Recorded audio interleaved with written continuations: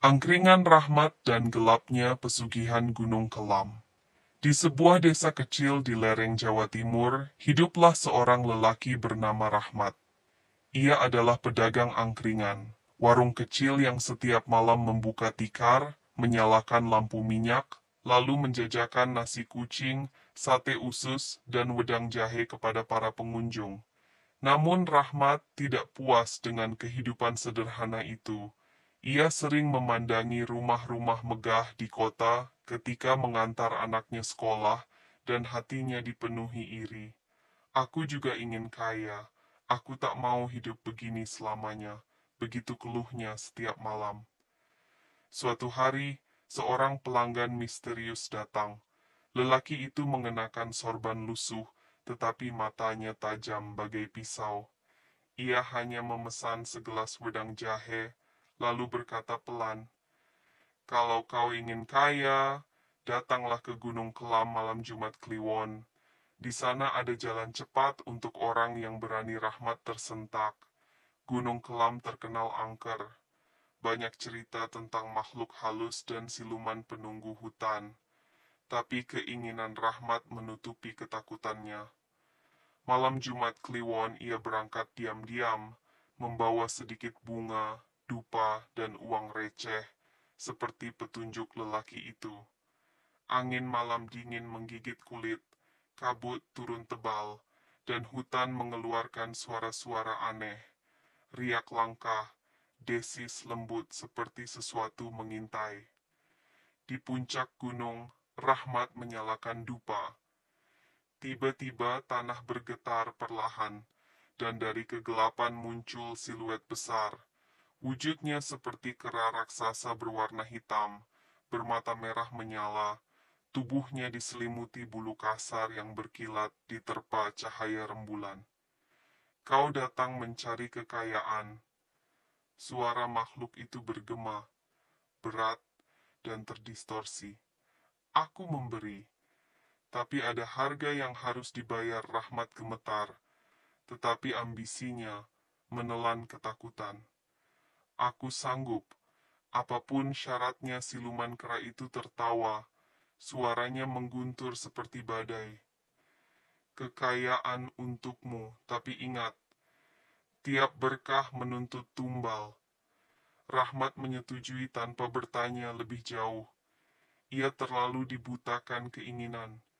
Sejak hari itu, angkringannya mendadak laris luar biasa. Pelanggan datang tak henti-henti, bahkan ia membuka cabang, dan tiba-tiba saja banyak investor misterius menawarinya modal.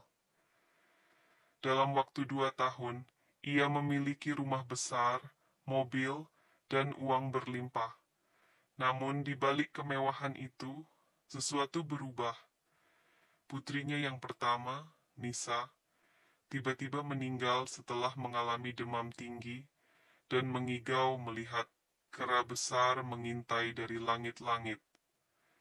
Tak lama kemudian, Adit, anak keduanya, ditemukan tak bernyawa di kamar, wajahnya pucat dan matanya terbuka ketakutan, seolah melihat bayangan mengerikan sebelum ajal.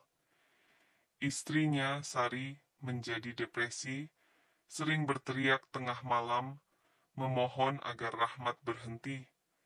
"Apa yang kamu lakukan? Mereka diambil. Kita sedang dihukum." Rahmat mencoba menyangkal, tapi lubuk hatinya tahu.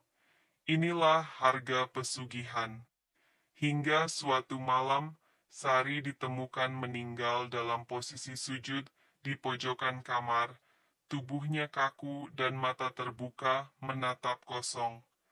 Aroma dupa terbakar memenuhi ruangan, dan bekas cakaran panjang terlihat di pintu kayu, seperti jejak kuku makhluk raksasa.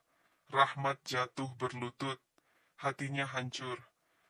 "Tolong, hentikan, ambil saja semua hartaku."